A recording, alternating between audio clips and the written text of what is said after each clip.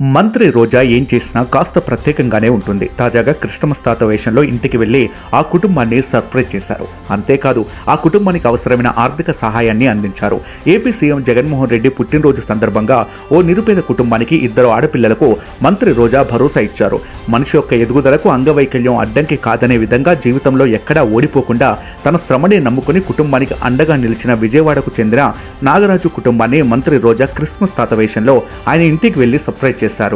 నాగరాజు జీవిత కథ తనను ఓ జర్నలిస్ట్ ద్వారా తాను తెలుసుకుని చాలా ఎమోషనల్ అయ్యానని, అందుకే ఆ కుటుంబానికి అండగా ఉంటానని తెలిపారు రోజా. అందుకే ఆయన కుటుంబాన్ని ఆదుకునేందుకు వెళ్లినట్లు రోజా సోషల్ మీడియా ద్వారా తెలిపారు. అందుకే అతని కుటుంబ బాధ్యతలో తన వంతు సాయం చేయాలని ఆయన భార్య, 2 చిన్నారి ఆడపిల్లల భవిష్యత్తుకు భరోసా ఇస్తున్నట్లు తెలిపారు. నాగరాజు కుటుంబంలో సంతోషం నింపడానికి ఈ చిన్న ప్రయత్నం చేసినట్లు రోజా వెల్లడించారు. ఈ సందర్భంగా నాగరాజు కుటుంబంలో ఆమె గడిపిన క్షణాలను, ఫోటోలు, వీడియోలను నెట్టింట పోస్ట్ చేశారు. ఇవి నెట్టింట వైరల్ అవుతున్నాయి.